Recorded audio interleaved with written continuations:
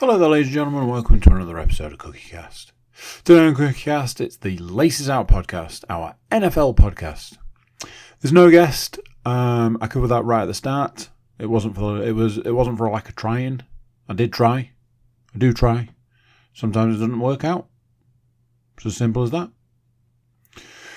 All the NFL you could possibly want is here, though. News, stats, games, everything.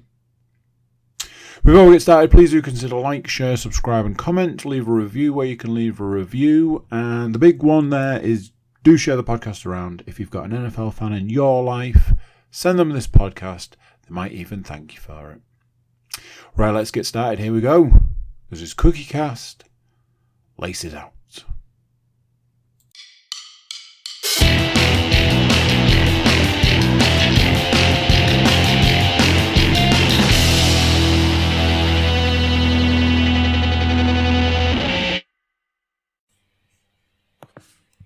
Recording in progress. Oh, yes, indeed. Welcome on in. Recording is indeed in progress. And for those of you watching on YouTube, you're seeing the faces of two men in front of you, which could mean only one thing. You are correct. We didn't get a guest for this week's NFL podcast. Okay, here is my defence on this one. Number one. This week's guest, I went to and said, "Hey, guest, how are you doing?" And their response was, "I'm not great. I'm very unwell." And I went, "Then I will leave you to your illness." I then approached three gentlemen who may or may not have a podcast on the CookieCast network and said, "Hey, anybody fancy doing the NFL podcast?" And one of them said, "Take your funny shaped ball and your American sport," and the other two said, so it's not like I didn't try. That's my defence right there, and I'm sticking to it. Listen, all that we can ask Andrew is that we try our best. I thought you were going to say, all that we could ask is that you try harder in future. No. As long as everyone tries their best, that's all that matters. So, sadly, no guest for week 10. But we'll get to week 10 very shortly. Before we get to week 10, we have to go through week 9. So obviously last week, sadly, there was no guest on the podcast last week as well. So myself and Andy provided our selections for Week 9's games, and the guest picks were made by the stats mistress herself, Ms. Leanne Davies. So, 14 games to pick from. There were 4 teams on bye last week. They were the Jaguars, the 49ers, the Lions, and the Broncos. The other 28 teams, past maths. The other 28 teams in the league all played 14 games in total. Total of 14 points to play for in the prediction. So, in joint second/last place with a very respectable 9 out of 14 selections correct. Not bad. It's the podcast hosts themselves, Mr. Paul Williams and Mr. Andrew Cook, which means getting the win with 10 of 14 selections correct and taking yet another point for the guest, Leanne Davies. 10 of 14 selections correct. Leanne was only let down by the Titans against the Steelers, the Falcons against the Vikings, the Patriots against the Commanders, and the Bills against the Bengals. All the other 10 selections she made all came in. Myself and Andy were let down by the Falcons, the Rams, the Bucks, the Patriots. Then I was let down by the Giants not beating the Raiders, and Andy was let down by the Bills not beating the Bengals. All that means is that the guest, as I say, gets the point and moves on to 5 points for the season. Andy next with 2.5 points. Myself, bottom of the pile with 1.5 points for the season. Gonna have to motor some in the last 7 to 8 weeks. I've threatened a handicap system for the guest, but I just can't come up with one.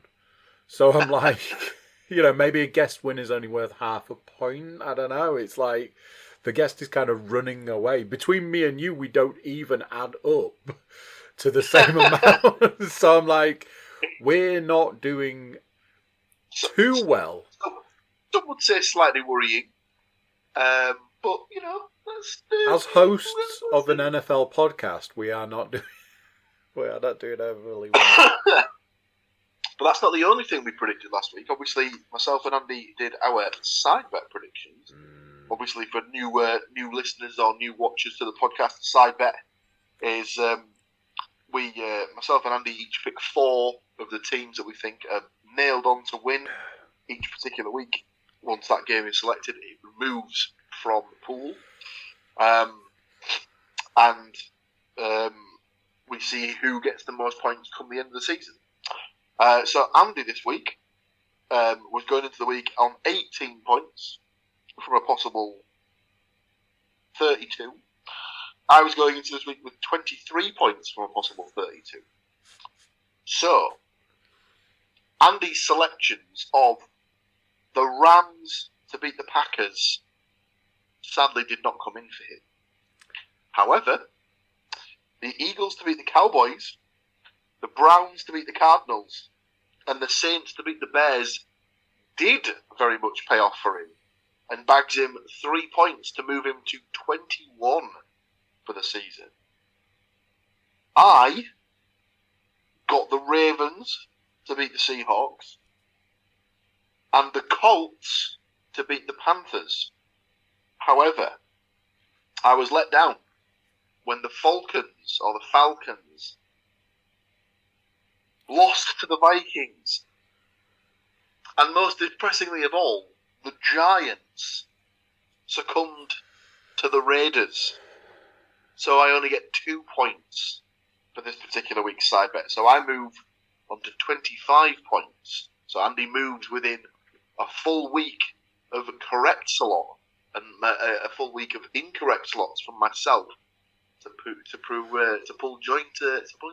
pull level. And any long-time NFL podcast fan will know that I'm pretty sure that was the situation that turned it round last season. I think there was a week where it was a full boat versus an empty boat, and that brought it. Like, we were playing down to the last week on that. Yeah, it was awesome. I would also like to raise something at this point in time. I know we've decided to take a step away from the fantasy stuff. I would like to discuss who I see about my missing points when Joshua Dobbs got a out designation, and I had to scuttle my way off to the waiver wire to pick up a terrible quarterback for my week of being kicked in the buys, shall we say. For Joshua Dobbs to then become magically active and, oh, that's right, outscore the terrible quarterback that I picked up and immediately put in the bin yesterday. I suppose. Now, obviously it's one of those things. Obviously, he wasn't scheduled to play in the game. No, he wasn't. But obviously, he'll have been designated as the backup with the rookie guy as the starter. I think it was more. They couldn't really sort of legislate for the starting quarterback getting concussed on what he was presuming would be his run to the end zone for his first ever rushing touchdown. Yeah, I'm not overly bothered. It's not like I was beaten this week by over twice as many points, because those extra 3 points would have really made a difference. Let's move on Yes. from this. Yes, swiftly. it was a comprehensive fantasy win for me this week, but we won't go into it. So that's your week 9 selections and side bet gone through. The stats this week come to us from a different source, I believe. So, not to peek behind the curtain too much, but myself and my glamorous co-host, Mr. Paul Williams, are recording on a different day due to other commitments, and we're fine with that. It breaks the week up. A little bit of podcast here, a little bit of podcast there. No dramas. I was under the impression that bringing the NFL podcast to a earlier window might limit the stats mistress in her capacity as stats mistress. So I decided to take on the role of stats master. That's what I'm calling it. I went off to the Tinterweb, went to the place where I believe the stats are locked behind a vault, gated community, however you want to look at it, and I knocked on the door. I said, "Please, sir, can I have some stats?" I have done my very best to try and play the stats game. I believe these are week 9. It's the bit I missed at the start. I was like, damn it. I believe these are the stats for week 9 of the 2022 season. They are brought to me by Nate Davis of USA Today, and I am bringing them to you now. They're all monstrous, so you're going to get tired of hearing my voice, but let's get after it. Number 1. 20 teams were in action Sunday afternoon. 7 of them, 35%, whether due performance injuries or even trade, started different quarterbacks than they did in week 8.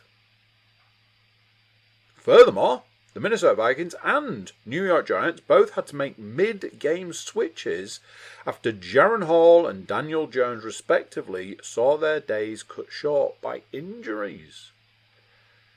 Crazy numbers. Number 2, Las Vegas Raiders rookie quarterback Aiden O'Connell made his second start of the 2023 season.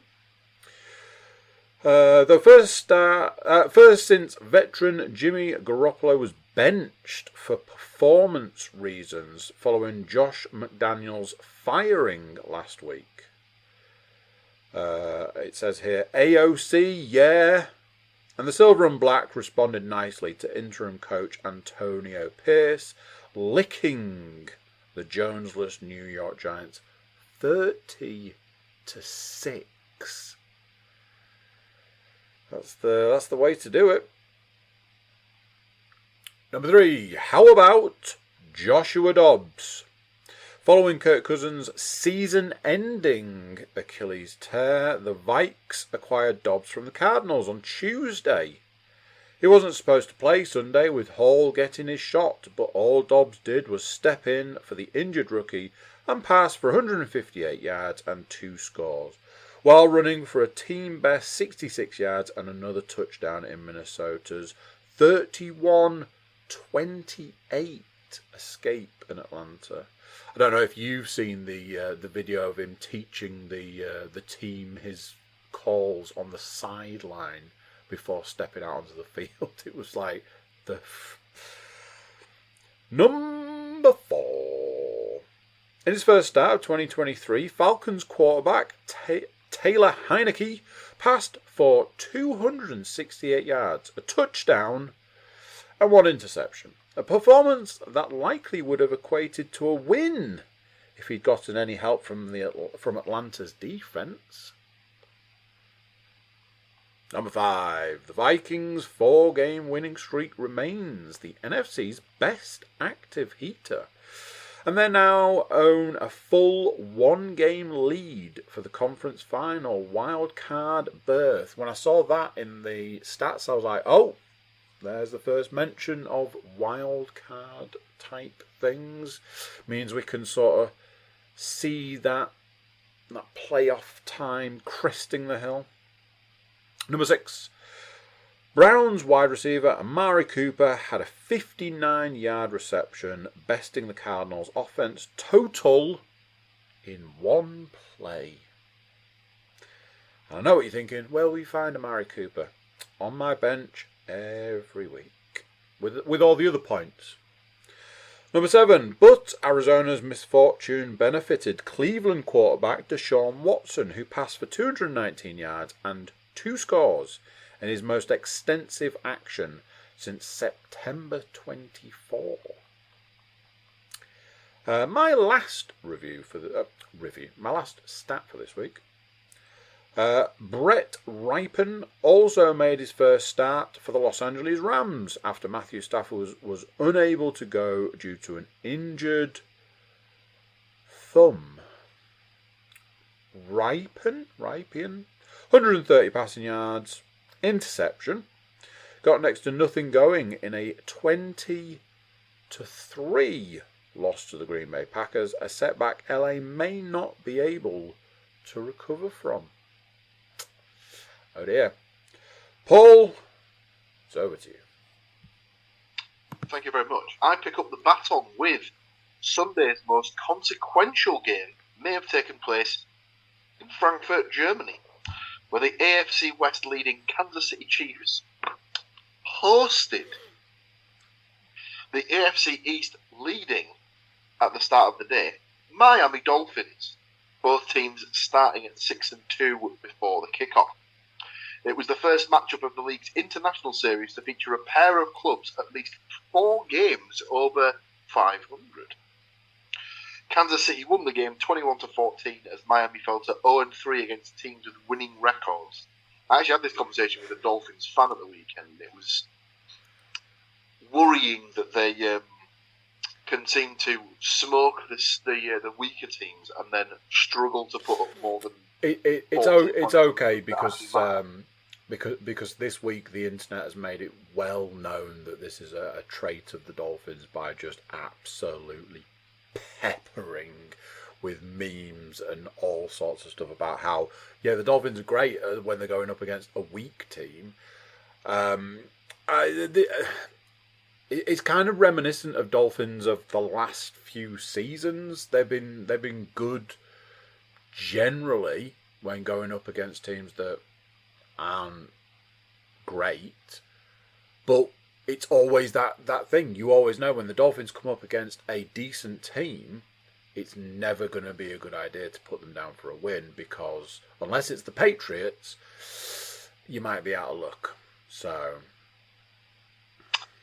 certainly true. My next one, Travis Kelce displaced fellow tight end and Hall of Famer Tony Gonzalez as Kansas City's all-time leading reception holder with 10,941 receiving yards. Tasty. Obviously, he'll extend that much further before he retires. And sticking with the Chiefs, they became the first team to win a game in 4 different countries. Those being the United States of America, England, Mexico, and now Germany.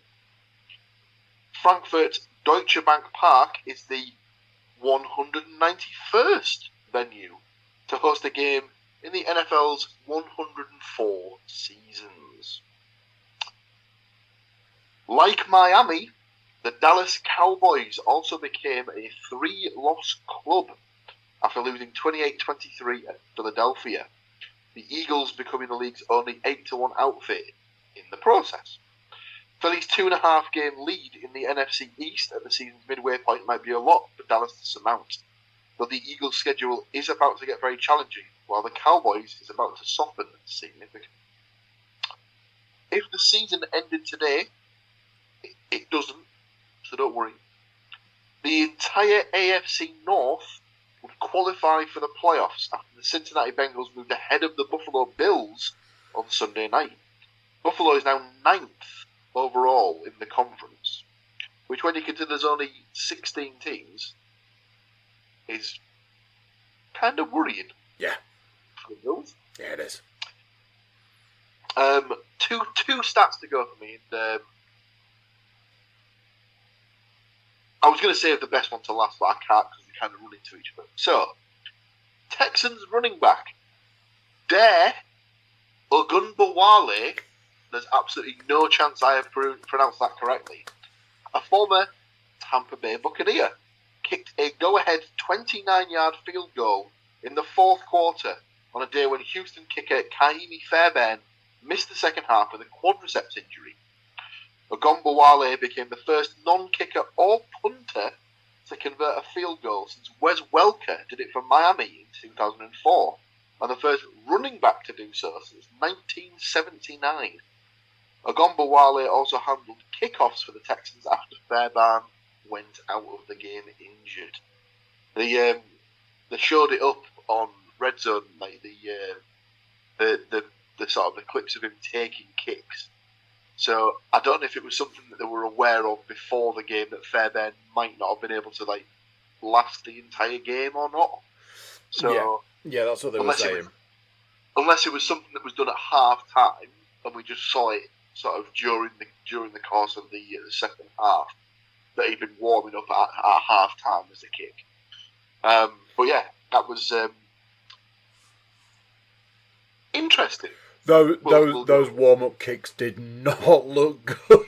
I was watching and I was like, oh wow, they've got somebody else who's going to be taking kicks as they was practice, and I was like, oh no, is that the best you can do? Is that the best you've got? I said at the time, it's one of the least convincing kicks I've ever seen. Like you just every now and again, you know that like you see people kick balls that have clearly never kicked a ball in their life, and they don't seem to understand what part of their foot is making contact with the ball. And I always bring it up. I once saw a video where a woman hunted down people who had commented on Twitter saying, "I can't believe he missed that kick. I'd have made that. No worries," and just took them to a football field and was like, "Go on, then. Go on, do it." Your tweet, and like their tweets were printed out on a board. She's like, "This is what your tweet said, so go and make the kick."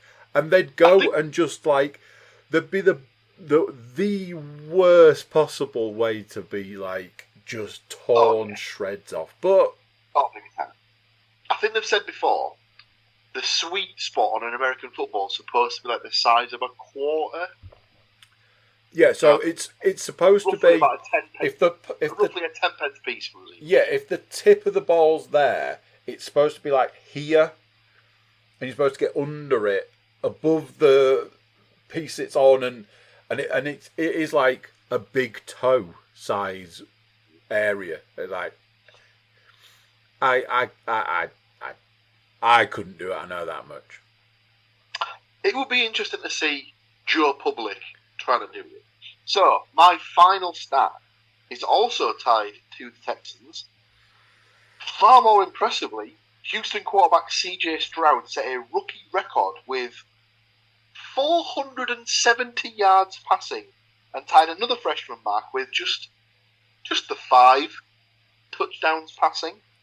And on a day when his kicker was hurt and his run game was non-existent, when Tampa Bay knew they'd have to throw the ball, Stroud's final attempt was the game-winning 15-yard touchdown pass to fellow rookie Tank Dell.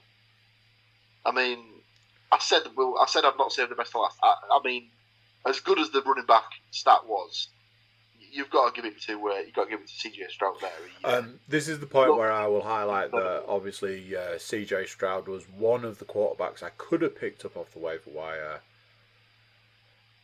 and didn't. So yeah. We'll leave it there, Andrew, because that's week 9 in the books, done and dusted. Sure we'll is. Move to week 10. So obviously for this week, as you can see, there's no guest on the screen. So I've had to, one of myself or Mr. Cook has had to dive into the playbook and dig out an alternative. And this week is, of course, the turn of Mrs. Amy Williams to provide her selections for the podcast. Obviously, the guest on a bit of a roll, having the fact that they've taken 5 out of the previous 9 weeks. Let's see how we get on with this week's predictions. the first game of the week is the Thursday Night Football, and it is a game that I don't think anyone in their right mind is going to stay up to watch, as it is the Carolina Panthers taking on the Chicago Bears. Oh dear, surely there's a way this could have been flexed out of the position of Thursday Night Football and given to any other two teams.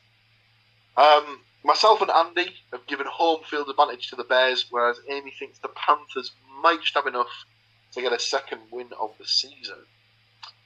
The next game is the second of the Germany games for this season, and sees the Indianapolis Colts taking on the New England Patriots, who are at home, as it were. Clean sweep on this one. We've all backed the Colts to get the win.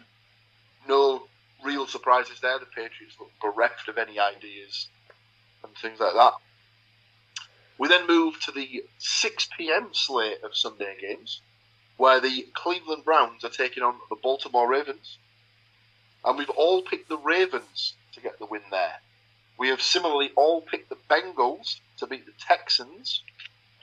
Myself and Andy have taken the 49ers against the Jaguars, whereas Amy thinks the Jaguars, with home field advantage, will get the job done there. That game right there was the first game on the list that I looked at and went, and there was a part of me that was hovering over the Jags going, that 49er team is banged up.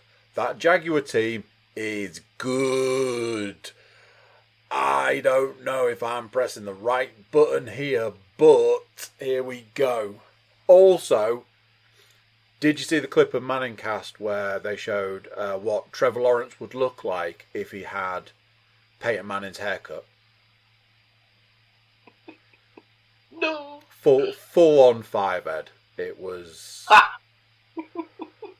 love it. Oh, dear me. So, it's definitely one of those games where it could be a 50-50 sort of coin flip for me, but I just didn't think I could see the Niners losing 4 games on the spin. But strange things have happened, so we'll see what happens. Next up, it's the Saints at the Vikings. Andy and Amy have both taken the Vikings to get the win. I've just given this one to the Saints, as I think they're... I know that obviously the Vikings got the win with Josh Dobbs coming in as the backup. I just think it'll take another week or so for them to fully get their plays down. And they might have got that win at the weekend on a bit of adrenaline and stuff like that. So I think the Saints have got a bit of a run going on there as well. Next up, it's the Packers at the Steelers. Myself and Andy have taken the Steelers with the home field advantage, whereas Amy has taken the Packers to get the win there. Next up, we have the Titans at the Buccaneers. Me and Andy again have both taken the Buccaneers to get the win here, whereas Amy's taken the Titans, who I believe I've just seen on the NFL app today have named Will Levis as the starter going forward over Ryan Tannehill. So it'll be interesting. Ryan Tannehill is now listed as the backup quarterback. We move to the 9:05 or the evening slate of games with the Falcons at the Cardinals. We've all taken the Falcons to get the win there. The Lions are taking on the Chargers. Myself and Amy have taken the Chargers to get the win. Andy is back to the Lions off the back of the bye week to jump back in and get their season restarted. Next up, it's the Giants at the Cowboys. Shock horror, we've all taken a big Cowboys win there. The last of the 9 p.m. games sees the Washington Commanders at the Seattle Seahawks. And surprise, surprise, we've all taken the Seahawks. The Sunday Night Football sees the Jets taking on the Raiders. We've all taken the Jets. And the Monday night game sees the Broncos taking on the Bills in Buffalo. And we have all taken the Bills. 14 games done. Your 4 teams on bye this weekend are Miami Dolphins, the LA Rams, the Kansas City Chiefs, and the Philadelphia Eagles. That's Week 10's initial bets done and dusted, or initial picks, done and dusted. All that's left for myself and Andy to do is the side bet for this week.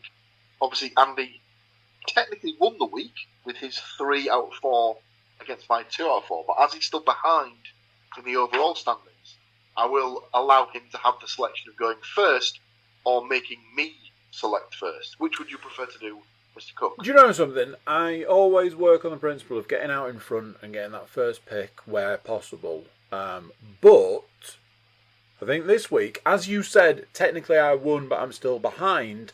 I will give you the first pick of the week. Very nice. In that case, I will go with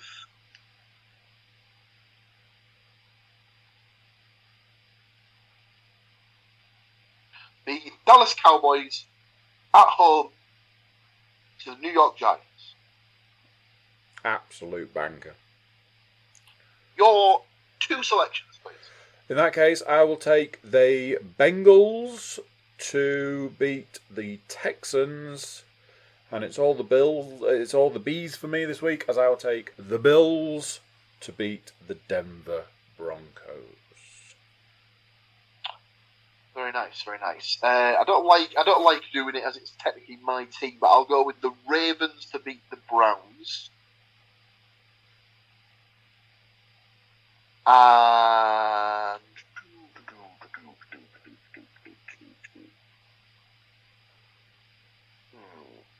I'll go with the Seahawks to beat the Commanders. Your last two.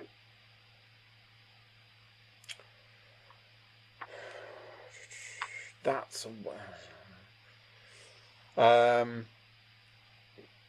of the teams are not the teams that we would normally select, but I will take the Atlanta Falcons to beat the Arizona Cardinals.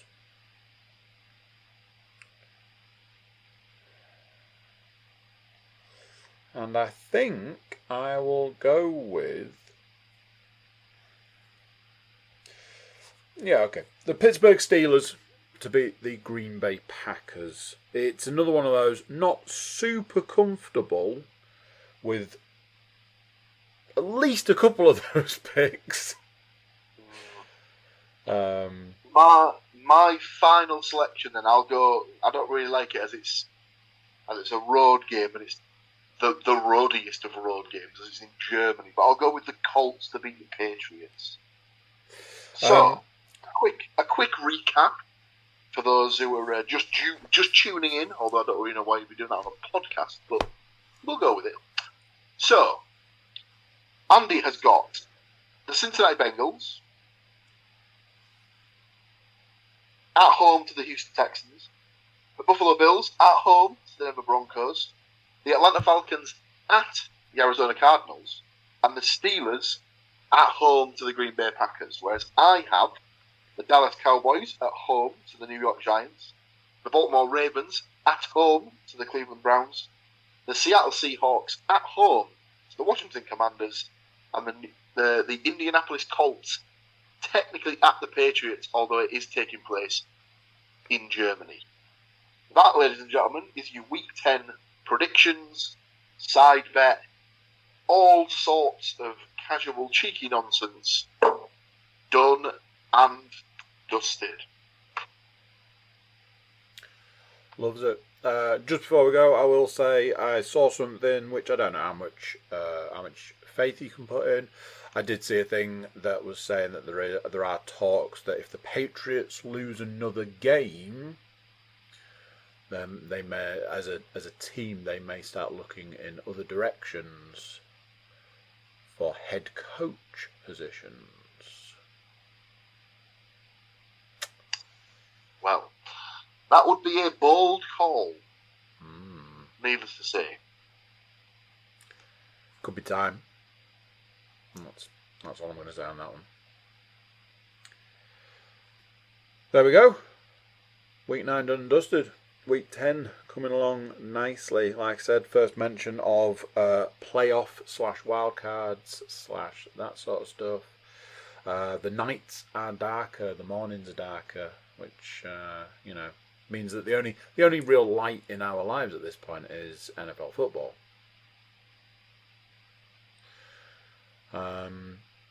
Yeah. Join us next week where we may have a guest. We may not. It may be us. But no matter what, we will bring you the finest of NFL content. But until then, enjoy the games this weekend. See if you can catch the Germany game. It's bye from me. Bye from my glamorous co-host. And we will see you next time. Tatty byes. So there you go, what do you think of that? See, we don't always need a guest.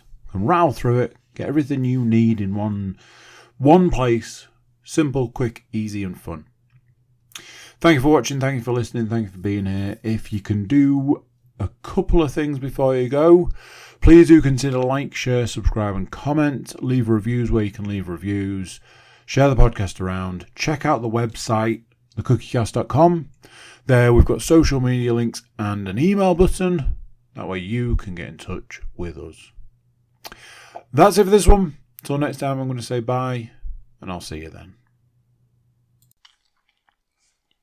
This has been another episode of CookieCast. If you enjoyed this episode, please like, share and subscribe.